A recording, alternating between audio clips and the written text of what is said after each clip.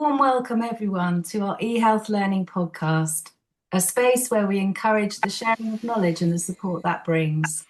Thank you all for joining us this evening. At Embodied Health Learning, we are passionate about sharing inspiring, educational, and accessible content with everyone. That's why our podcasts are free to listen to, because we believe uplifting knowledge should be available to all. If you find our work valuable and want us to keep going, please consider making a donation. You can find the button on our podcast page on our website, www.ehealthlearning.tv.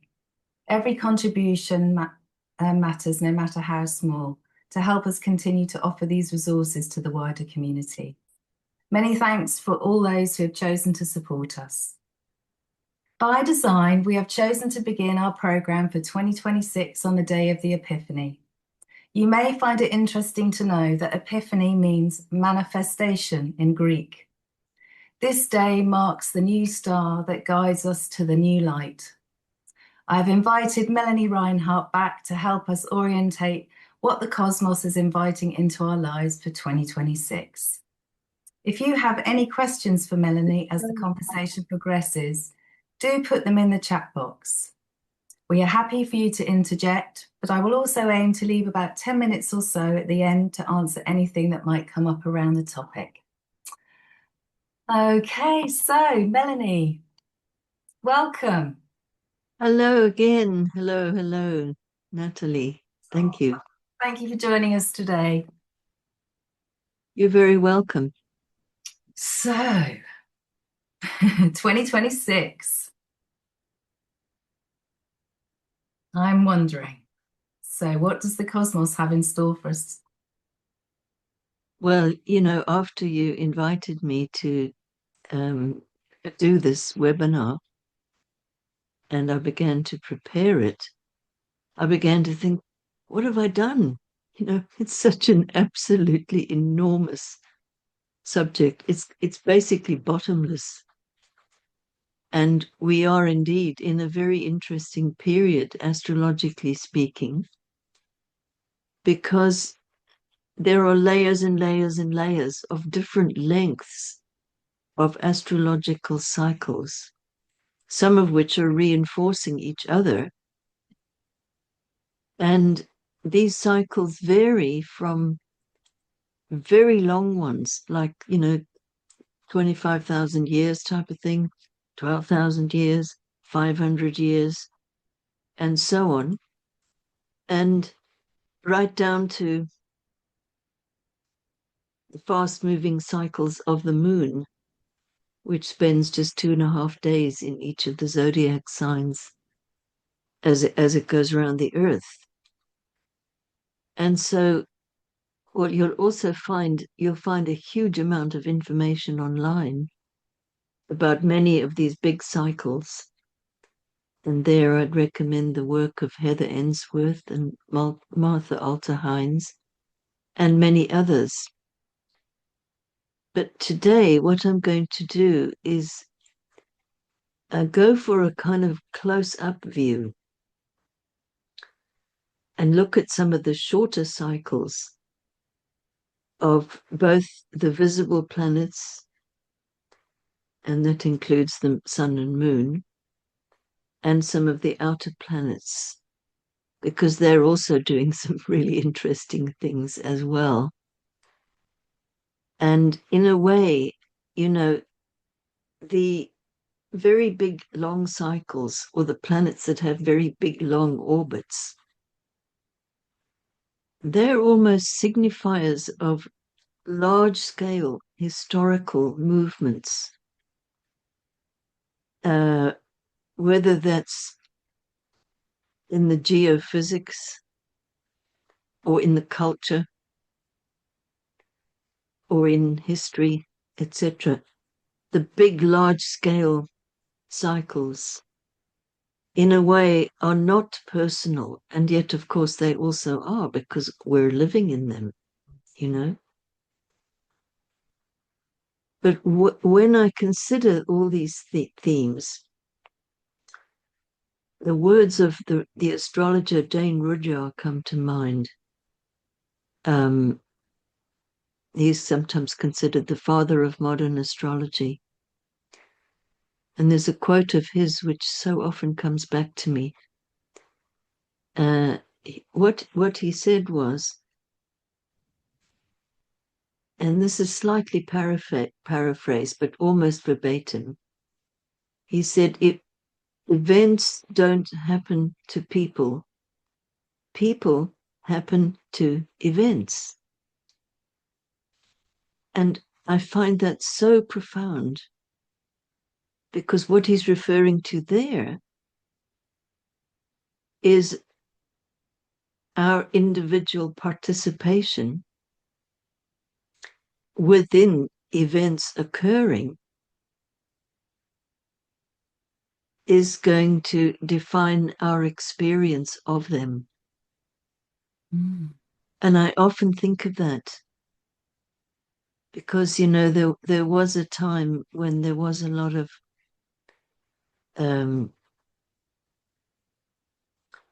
superstition and fear about the skies and astrology and what the planets are doing to us. And you still find that language actually in several different cultures that use astrology, including our own. It's like that thought form hasn't quite gone away. And it's almost, it's more difficult to language something. You know, it's easy to language something if you're talking about being done to by the planets. But to take that a step further and consider ourselves as participants in the greater whole of the whole cosmos, which includes us, that means that it's not a case of being done to or doing to, but there is an interweaving and a kind of flowing exchange which is going on all the time, actually, at different levels, some of which we may be very aware of, and some of which not. But one way or the other, there's a way of nourishing the feeling of belonging to the cosmos. And so, to me, what that means is looking for ways that we can participate with the current and upcoming planetary energies, almost as if we're both giving and receiving gifts from the cosmos. So we're both receiving the gifts of the energy that's being described, and also we are giving the gift of our own awareness and consciousness and so forth. Mm. So it's very much like a dance, is how it feels to me. Mm. Something you said there just really reminded me, and I think there's something, isn't there, about a remembering that's kind of happening at the moment. This sort of Yes, we're being remembered in some ways. That the way I feel or the way I'm reacting has an effect not only on the people who are near me, but also potentially into the cosmos. Yeah. yeah, And yeah, that hadn't really kind of struck me before, in the sense, like I know that when I'm having a bit of a panic, people say keep calm, yeah? yeah, right. This idea of regulation. So I think this is something I'm really working with personally on an internal level, is to try to regulate. But what you've just said there about events, we are happening to events, this idea that actually if we can control and regulate ourselves to be calm, to stay in peace, then maybe the universe can do that too. So there's something around that connection between the sort of micro and the macro. Yes, yes, absolutely. And there's that very famous quote by the Vietnamese teacher Thich Nhat Hanh. He said, in making a cup of tea, I stop the war. I never forgot that. I read it decades ago. And it's come back to me quite often during the last period of time. And of course, that's exactly what he's referring to, as I understand it. You know, what you've just flagged up is the relationship between macrocosm and microcosm. And I find also that the words of a very dear astrological mentor of mine, who sadly is no longer with us, but Howard Susportus. And this way predates computers. But he used to talk about, you know, what shows on our birth charts. It's our job to kind of upgrade it. In other words, to cultivate and express the most refined and the most positive version of what shows there. And I've always remembered that somehow. And I think that's the gift that we can give to the energies that are touching into our lives. We can meet them at that frequency, so to speak, with the best version that we're capable of. And in that sense, there is a feeling of domicile, of being at home in the cosmos. So we're not alienated from what's going on. We're very much part of it, you know? Yeah. And so my part of this cycle may be the remembering, you know, because I feel like that's been forgotten. I mean, for myself personally, astrology has only really come into my life over the last couple of years. And it's come at a time where kind of therapy's no longer really working for me. You know, I'm kind of beyond the analytical and I'm exploring something that kind of takes me out of my trauma and wounding. So when I'm in therapy, I'm talking about my family and I'm talking about my, the events that have kind of shaped me to this point. But then healing starts to happen. This is how I've experienced it. Healing starts to happen, and I'm not coming from the wound so much. So, astrology really offers me this new platform of understanding myself that isn't in the context of what wasn't done or what was done to me, and that's really starting to kind of explode everything and helps me to kind of start with a new palette almost around understanding myself, if that makes sense. It very much makes sense, and it's lovely to hear that, Natalie. Really wonderful.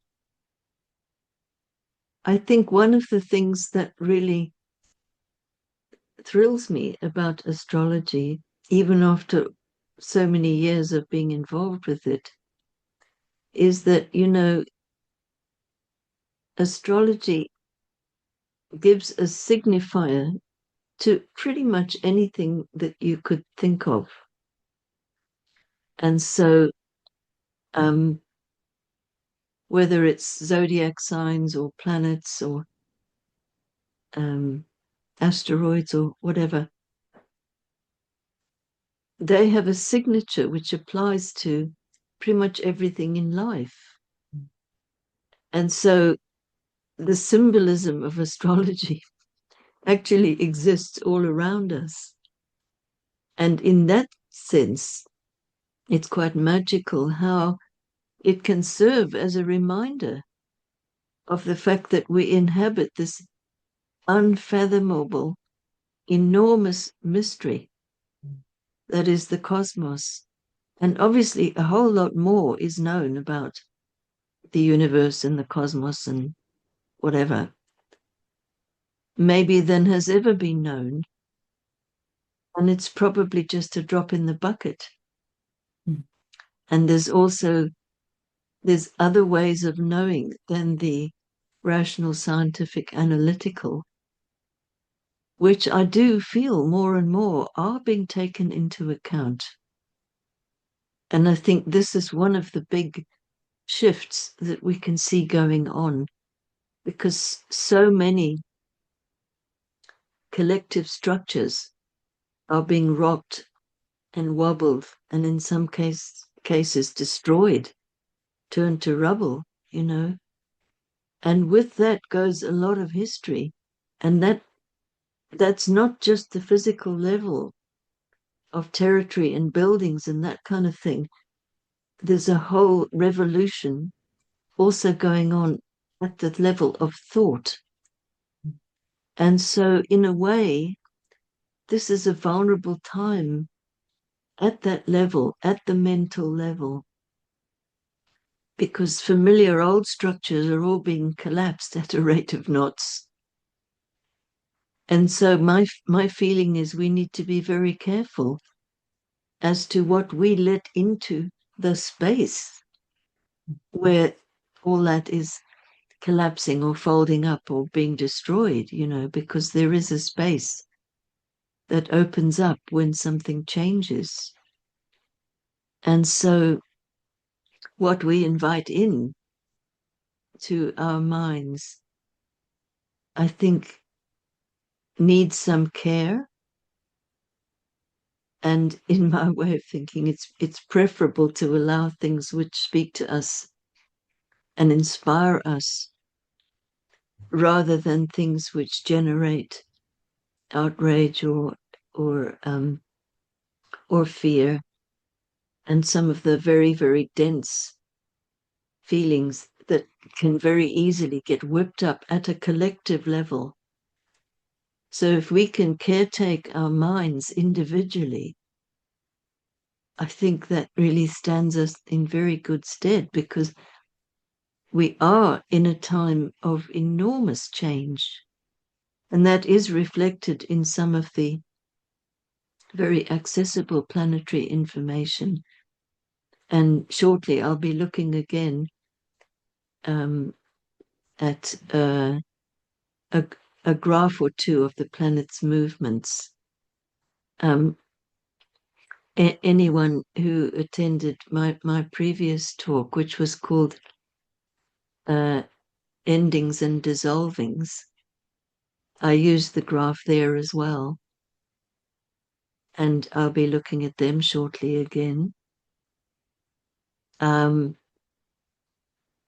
there are numerous things pointing to new beginnings, new beginnings, new beginnings. And at the same time, if I could just refer back to the moon cycle, which I mentioned in quite some detail last time, specifically around the dark of the moon, so-called, that's the period of a few days which surround the new moon. So the new moon actually happens in the middle of dark of the moon. So for 2 or 3 days before and after a new moon, you can't see the moon at all at night. And that's a time when our dreams and reveries and capacity for imaginal explorations is really heightened. And that's actually what it's for. If we can think very simply and in a cliche form, left brain and right brain, you know, so the dark of the moon favors the right brain way of doing things, which is about quality and how things are done, and it's very connected with our personal experience. And so the beginning of any cycle, it begins in the dark. And I think that's a useful image to remember. I also think about, bulbs planted under the ground. when they're planted, we can't see them at all. And if we didn't know there was a bulb there, we would think that nothing was happening. We might even mistakenly dig it up to see what's going on. But an enormous amount of things go on in bulbs before they break surface. The first thing is that all the little roots get created and they go down into the ground. And so this is a time where that's a really nice analogy for what's happening. There are roots going down into the ground, getting ready for the little green shoots to show as it goes along the future months and indeed years.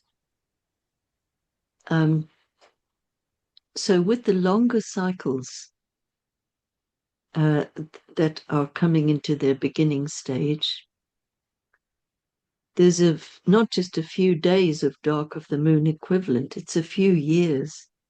And that's useful to remember because, I think some of this dissolving and going into the dark of the moon, it has been very difficult for many people and still is.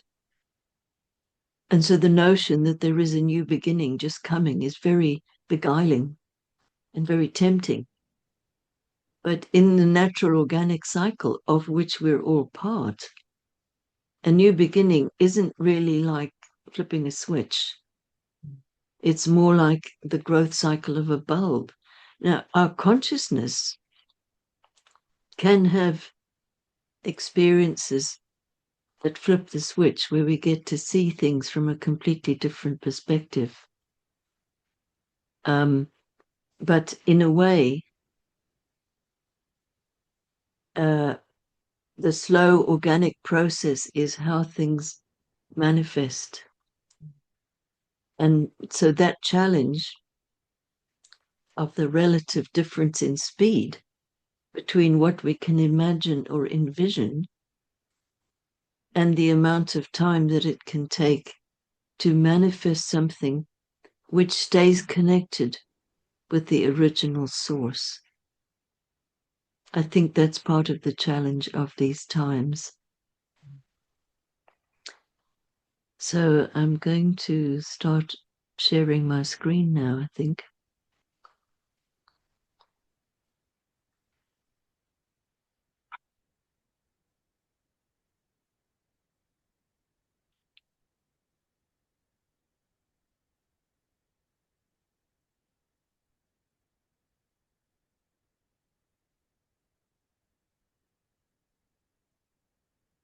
Okay, so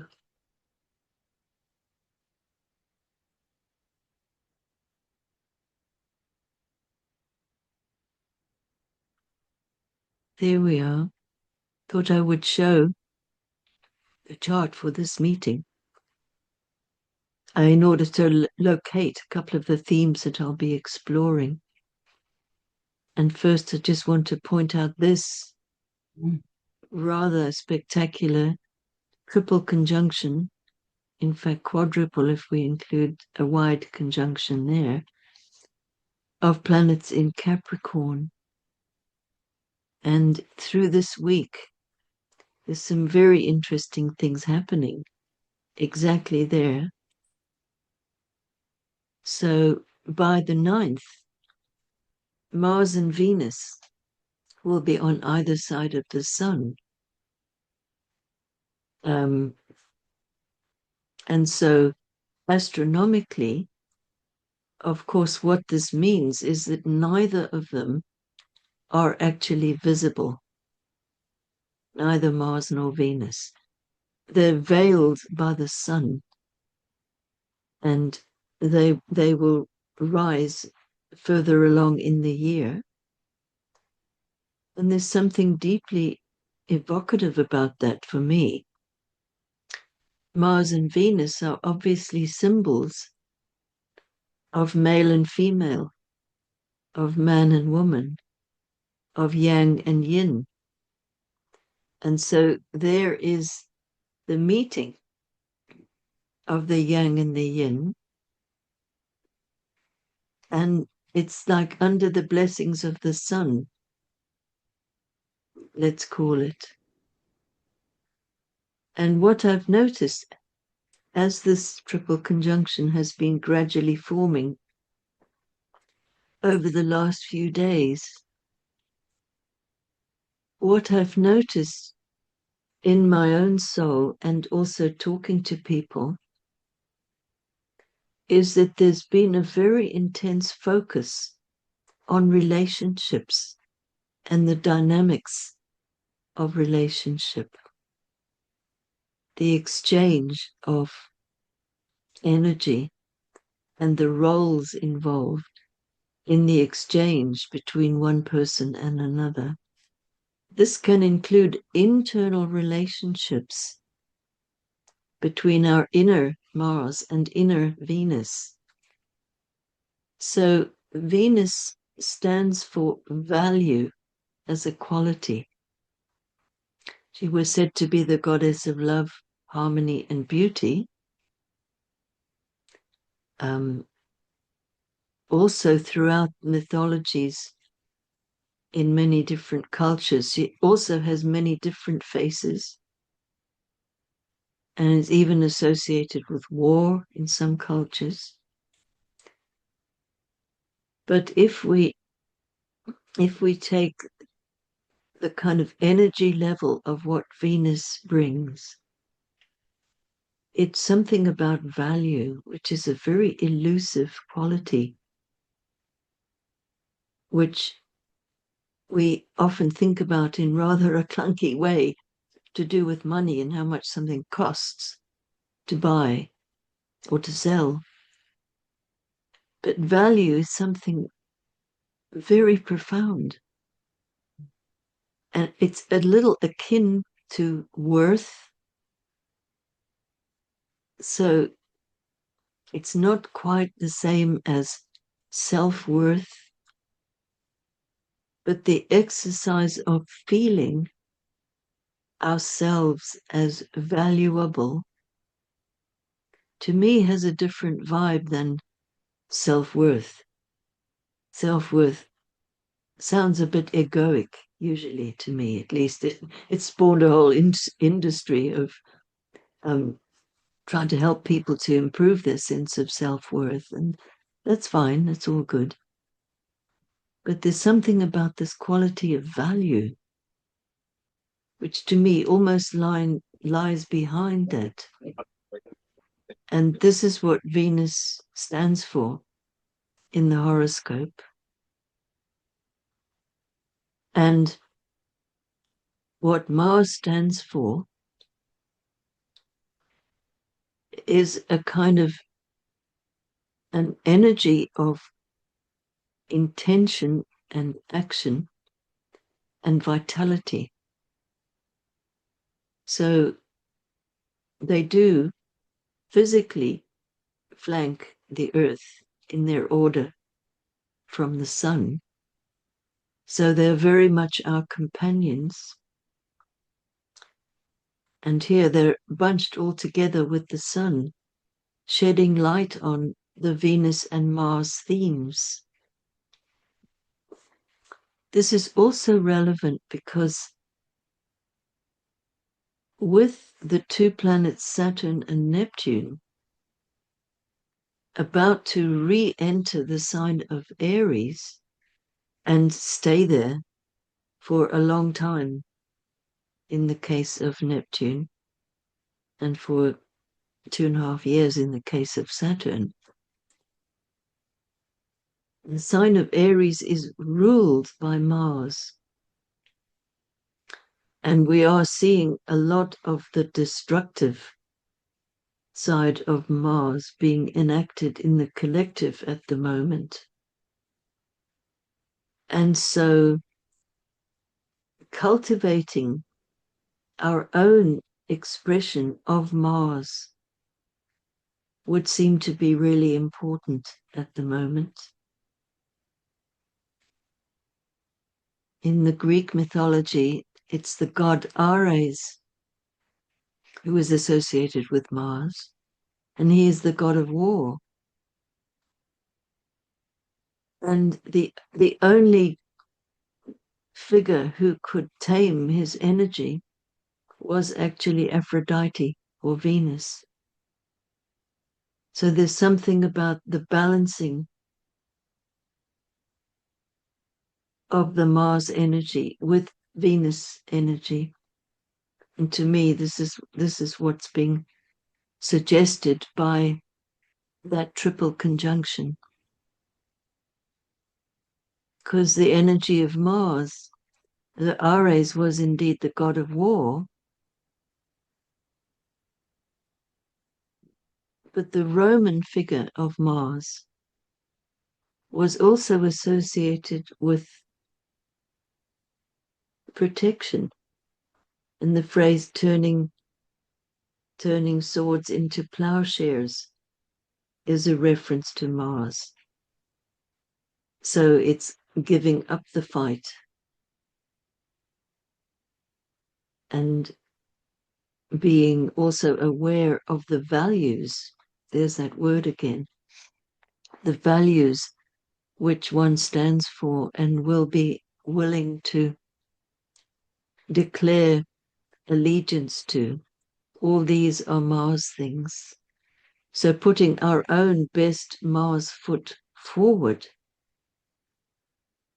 is perhaps a way of making a protection around us, lest we get impacted by and swept up in the waves of collective destructiveness that are going on at the moment.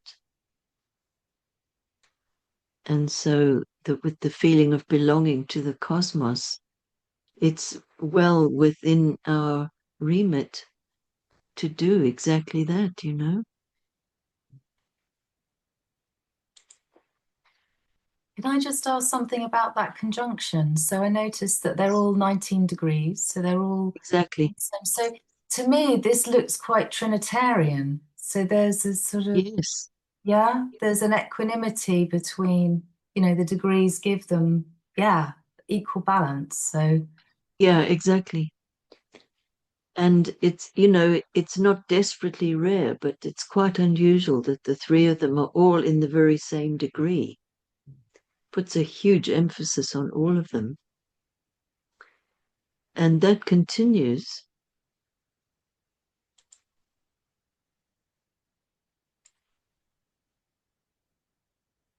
Collecting up even more planets in Capricorn. So I want to lead out from there to just point out some other themes that are really important at the moment. So if you look on this chart, well, what draws one's eye immediately is the huge stellium of planets in Capricorn, which is the third of the three earth signs. And it does have to do with history and tradition and what's taken for granted or what's already laid down and familiar, and also what has been built up. So structures of authority and all that kind of thing. And so there are many places in the world where all of those things are under the spotlight at the moment. And there's a lot of restlessness or outright rebellion or at minimum dissatisfaction with the above. What we see is that not only is there all of that focalizing right now, and this is, something happening within this couple of weeks, but it's also connected with slower moving planets, which will color months and months from now, and I'll show you that shortly on the graph. So on the 10th, the moon picks up the degree of Jupiter, and you can see it's very close to that spectacular triple conjunction, because by the 10th, the moon and Mars will be in 20 degrees, and there's the moon in 20 degrees, and there is Jupiter in 20 degrees, and up there is Chiron at just 22.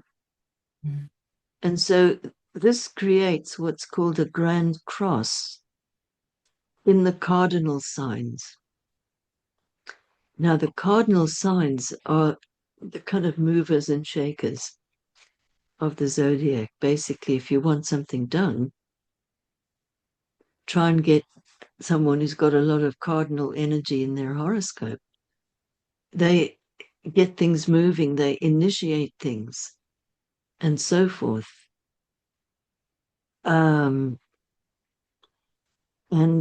that's why with this cardinal energy, it's almost even more important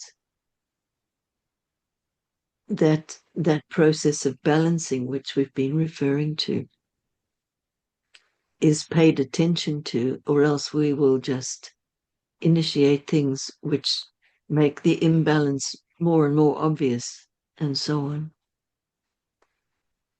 So I think I'll show you the graphs now.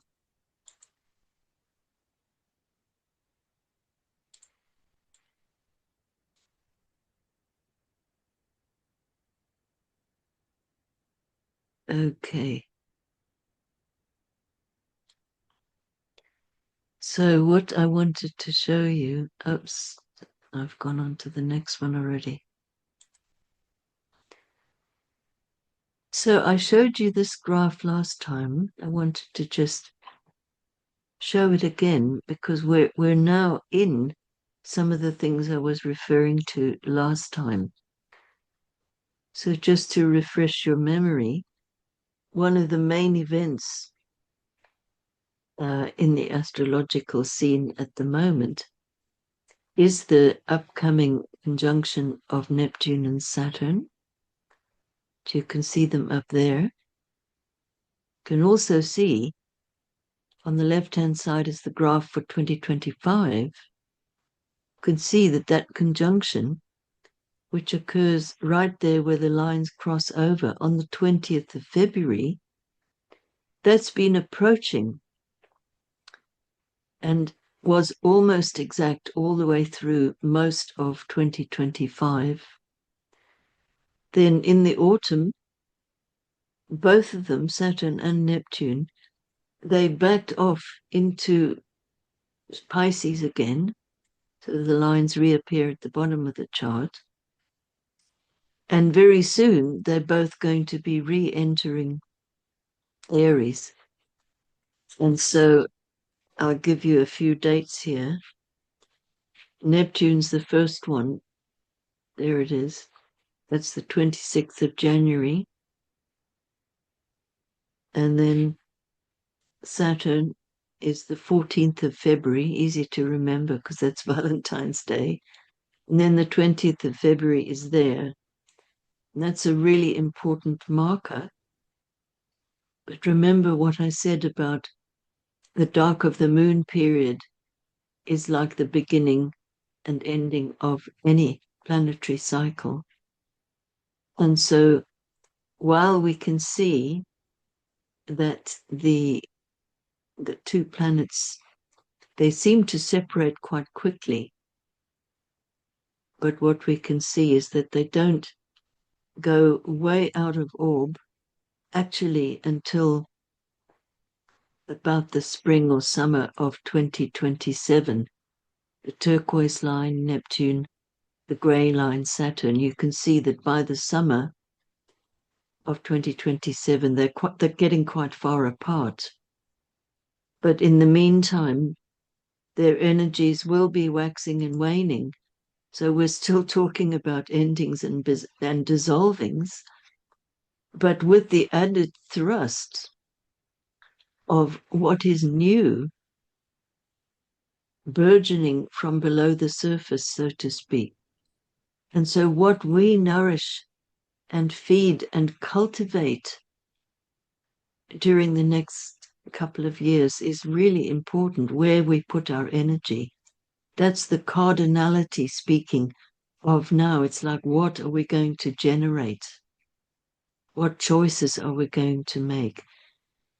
Where is the optimum place for our own energies to be put?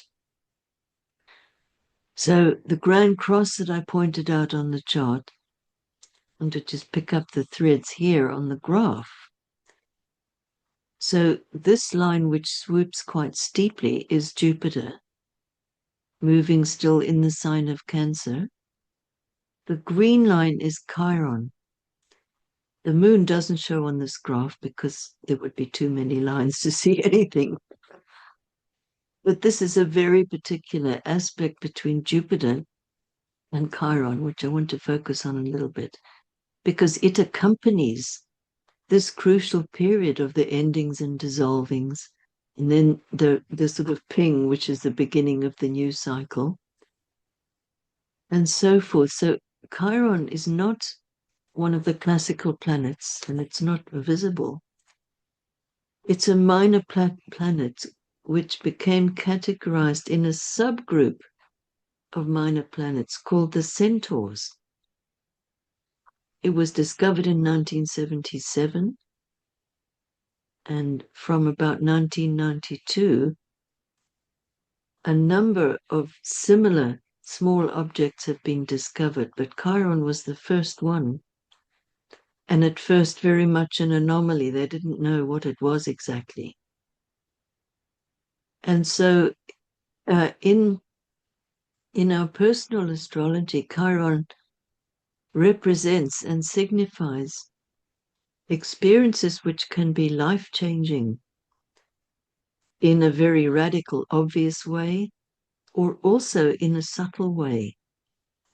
They often have to do with how our own suffering is connected with our spiritual awakening. The two are not the same thing, but they do often go together. And so it's by attending to our own suffering on whatever level that we cultivate the kind of a space that can open up for something new to happen, be that a new level of consciousness and awareness, a new phase of life, a new project, and so on. And Jupiter is a very expansive planet, and it's in the sign of Cancer, which it's very much at home in, also brings a rich emotional tone to things. And what's so interesting about this particular cycle is that it has the first two squares very close to each other. That was back in October. And then on the 19th of December, just before the winter solstice and Christmas and the whole 12 Holy Nights and so forth. And then they sort of part company, not completely, but Saturn turns again in the early part of March. And then they both come towards each other till we get this very interesting little movement here. And so there's a whole little pileup of things that change around that time. And in the middle of this period, Chiron changes its sign, where we see little blobs on the line. That's when something changes sign. And so you see two things changing sign there. Chiron goes into Taurus, and Jupiter goes into Leo within a couple of weeks. And we can, if we look up on the graph, we can see another very important thing there, which is Uranus having changed signs again. This is late April 2026, and taken up residence in the sign of Gemini. It kind of peeped a bit delicately into Gemini over the summer of 2025, and then it backed out again into Taurus. So it re-enters Gemini there. And there, lining up with these two, it makes a square aspect to this straight line, which is the nodal axis. And that's a very high energy transit. And it's a transit during which a time of contemplation and meditation, if you can do that for yourself, would be ideal. It's a time when things can get very unpredictable. And so it might be wise to be a little self-protective around that time. Here I'm thinking in terms of travel or being out with a lot, where there's a lot of people and stuff like that. There may be a much more user-friendly experience to be had being in a contemplative or meditative setting for that. But it's very high energy anyway. And after that huge surge, what comes here is for the rest of the year, like that line there, you see, which kind of goes along in tandem with the straight line. Now that's the movement of Saturn. And this is incredibly interesting because the aspect it makes wouldn't normally be considered a major one, except that it goes on and on for months and months along that nodal axis. Now, Saturn is an energy of contraction, of consolidation, very helpful for manifestation. Saturn is sometimes associated with the image of the scythe of the grim reaper. So that's fundamentally a reference to agricultural cycles, reaping, harvest, and also pruning, cutting down. So there's a kind of a discernment that goes on with Saturn about, okay, what is going to be part of the new cycle and what absolutely isn't. So prime time for decluttering of all kinds on all sorts of levels. And this is so interesting because this consolidating, grounding, it occurs after all of these much more flashy kind of energies, especially the ones right here, sort of May and June. It's followed by all this very strong Saturn energy, which I think is very interesting because that might bring a kind of a way of landing the energies. Because once Uranus has gone into Gemini, all the three outer planets, the ones that are so much shapers of history and culture, they're all in the elements of air and fire in terms of their zodiac signs.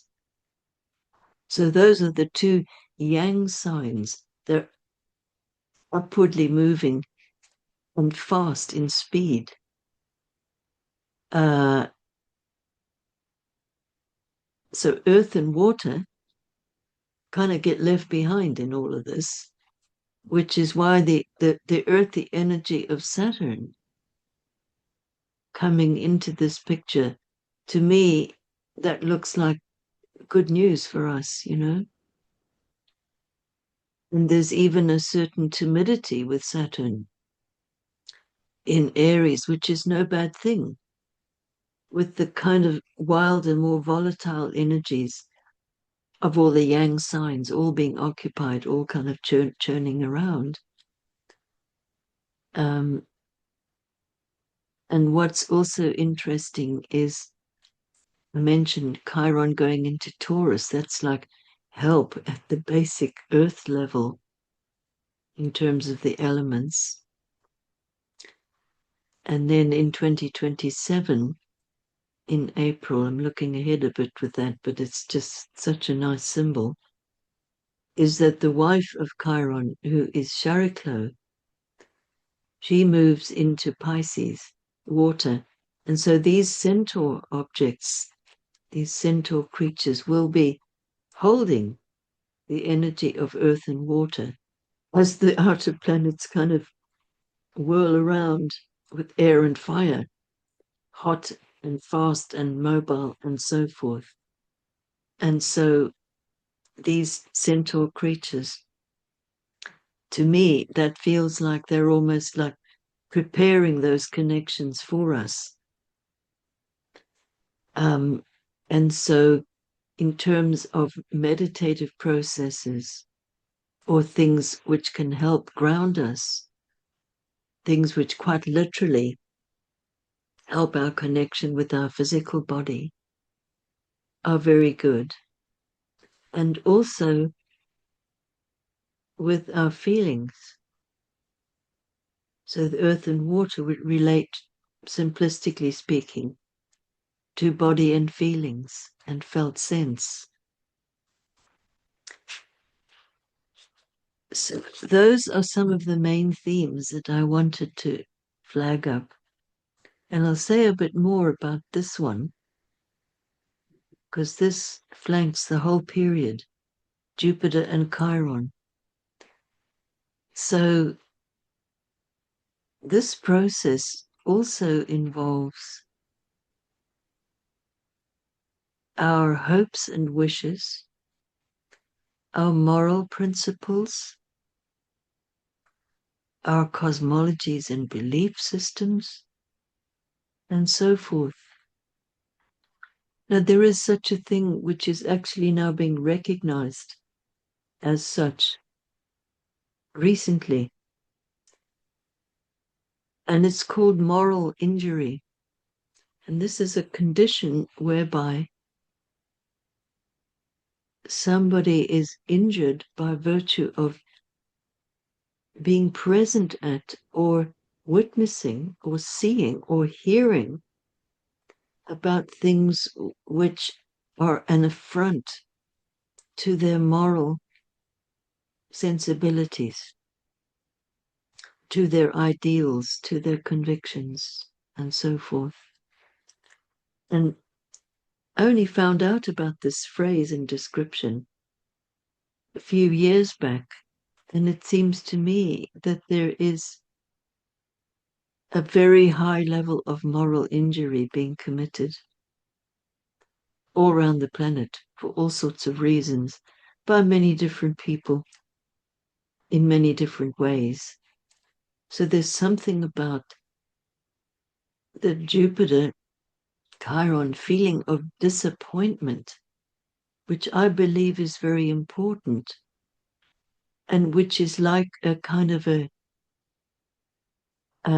healing cream or salve or something on that particular wound, which can otherwise lead to feelings of outrage, which, if misdirected,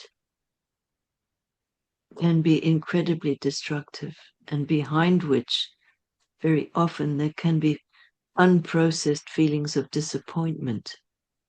So I think, in part, this long aspect is a period where we're invited to consider past disappointments that we have felt and almost feel the tonality of that feeling.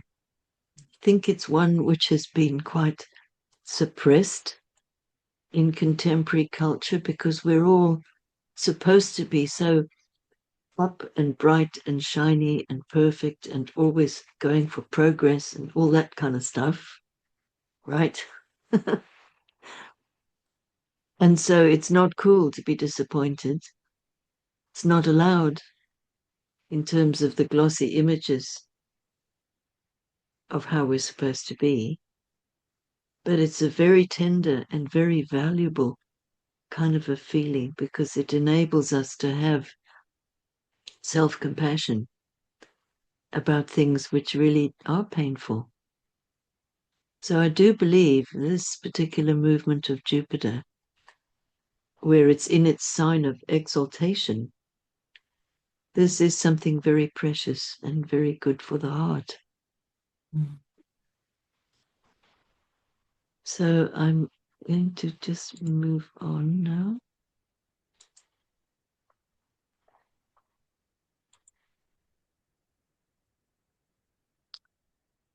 Yes, if any of you are interested in going more deeply into the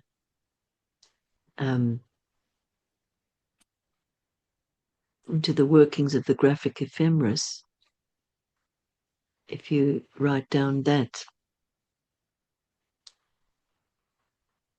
you can download it for free.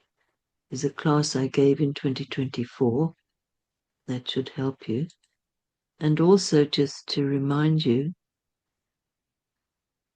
that,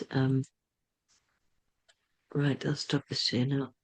Just to remind you that there's usually lists of the lunation cycle on my website, and it's usually up to date, and there you'll be able to get all the dates, including the eclipses, which I didn't really mention, and I will do briefly now. So every year there are 2 eclipse seasons, roughly 6 months apart, and the dates when they occur go backwards through the calendar at the rate of 19 days earlier. So there's a very strong and particular rhythm with eclipses. And the way I like to think of them is that there's an eclipse season which begins before the first one of the pair, because they usually go in pairs. Sometimes there's more than 2 eclipses on the run. So there'll always be 2 weeks apart, usually 2, one lunar, one solar. So an eclipse season starts about a week before the first eclipse and lasts about a week after the second one. So there's a month which contains both eclipses. That'll be longer if there are more eclipses, obviously, but that happens twice a year. And I like to think of those periods of time as a bit like the dark of the moon that I was talking about, in the sense that those are times when we are more open than usual to our own dreams and reveries and imagination. And we may be in touch very deeply with things from subtle levels of our being. And so again, it's good to be a little self-protective during those times, and to almost prepare for those times as if it's a special time, which it is, a special time. And how might you support your own process during that time? Very powerful times for healing of all sorts and for meditative work and so forth. And so in this year, they occur on the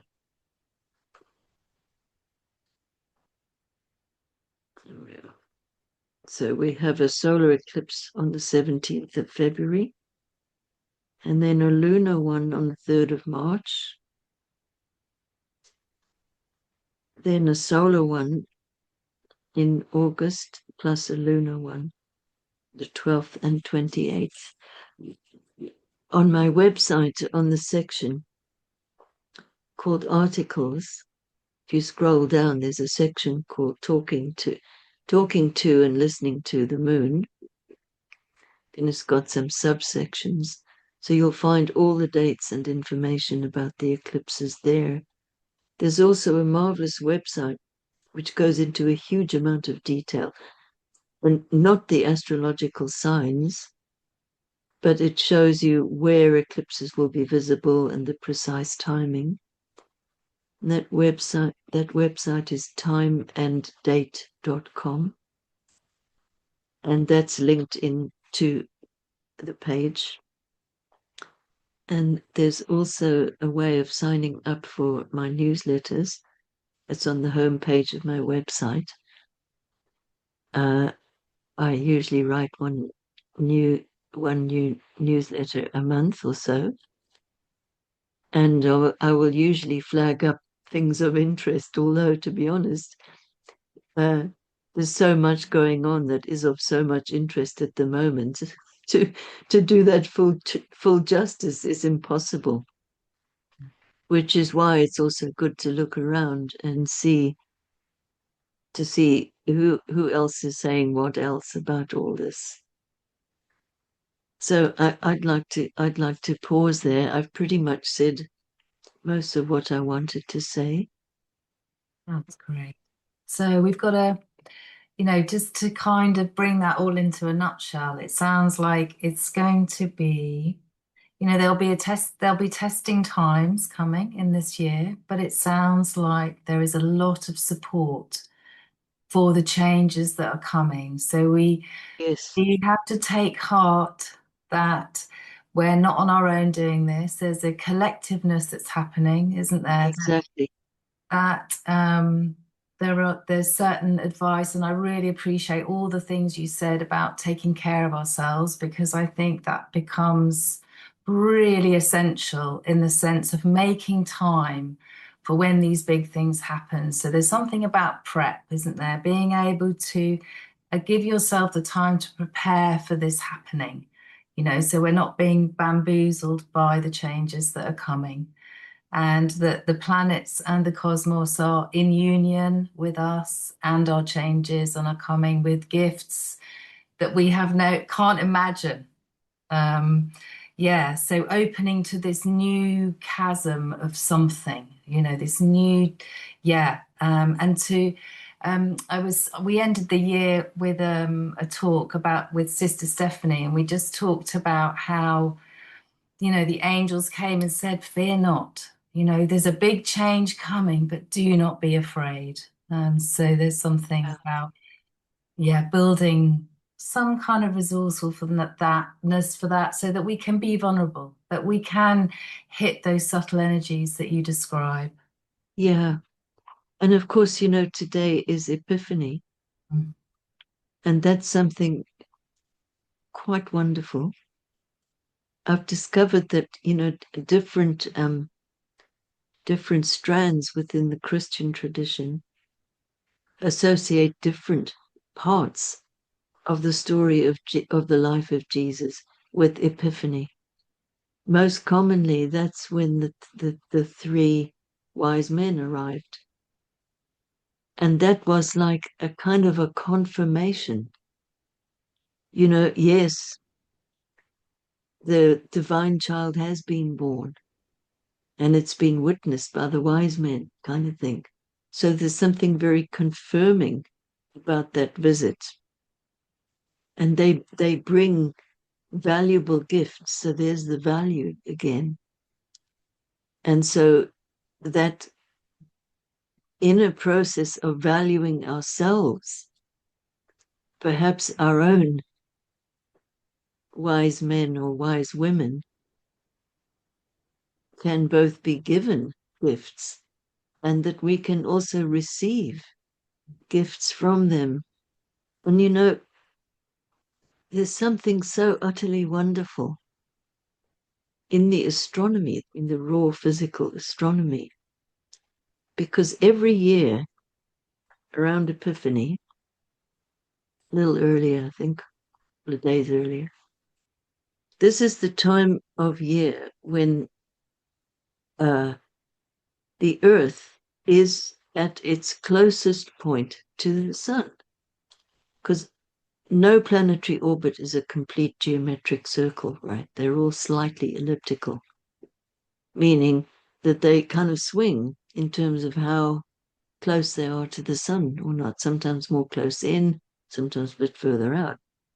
And so this period of time, it's the perihelion of the Earth. Oh my goodness. So the Earth comes closest into the sun. That's our source of light and heat in our solar system. The Earth comes nudging right up to the sun, as it were, during this time.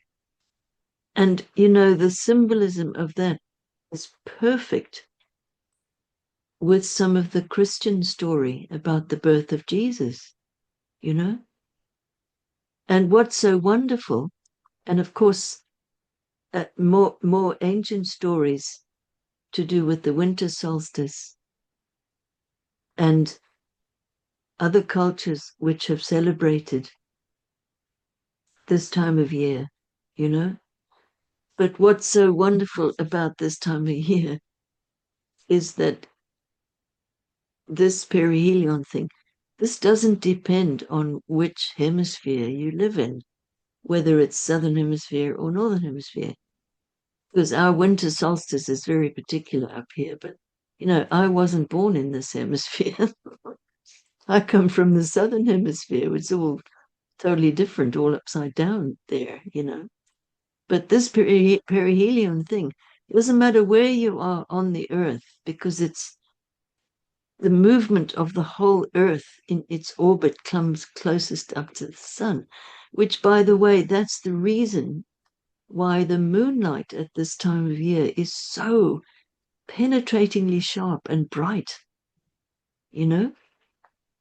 I always wondered about that, and I thought maybe it was just because the sky gets so dark, because it's, darkest part of the year and all that, but it's not. It's because the whole Earth Moon system is closest into the light. And, to me, the symbolism of that is so breathtaking. Now, that what I mentioned about the perihelion, that's not a kind of set in stone constant. It too has a cycle. And I did once try to work out what the cycle was, but I'm not very good with figures at the best of time. And so they went in one ear and out the other. But as I recall, it's a cycle almost as long as, or around the same as the precession cycle of the equinoxes, which is 25,000 years, give or take. So it takes 25,000 years to go around the whole zodiac. But where it is now, it's not that far away from all these other celebrations, which I think is rather wonderful. Wow, that's a really good place to end. Okay. It just leaves me to say thank you so much. And thank you everyone for attending and everyone who's put their gorgeous, heartfelt thanks on the thread. We hope you've enjoyed our chat and that there's been some helpful hints and tips on how to navigate 2026. Melanie, thank you so much for your time and your energy in the charts, which is so helpful, really, really helpful. Thank you so much. I also want to thank everybody who's taken the time to attend here this evening. And I have to say, it was lovely to see quite a few familiar names on the list, and also lots of names I didn't know. And so just thank you for your presence, because I also do feel that, one of get semi-formal gatherings like this one, and like probably many of you who've attended many events online and so forth, there's something about group energy at this time. I didn't mention this, but I should have or could have, that the North Node will soon, well, this year, be moving into the sign of Aquarius. And that's a real emphasis for group energy. And so being able to be together, vibe together, as I would say, in a group is something very precious for these times. So thank you all for taking the time to do that with us. It felt incredibly supportive. So, yeah, thank you, everyone. And thank you, Melanie. And I hope we do get to chat again. I hope so too. Thank you so much. So, wishing everyone a very, very heartfelt 2026. Go well. Take care now. Bye, everyone. Bye-bye.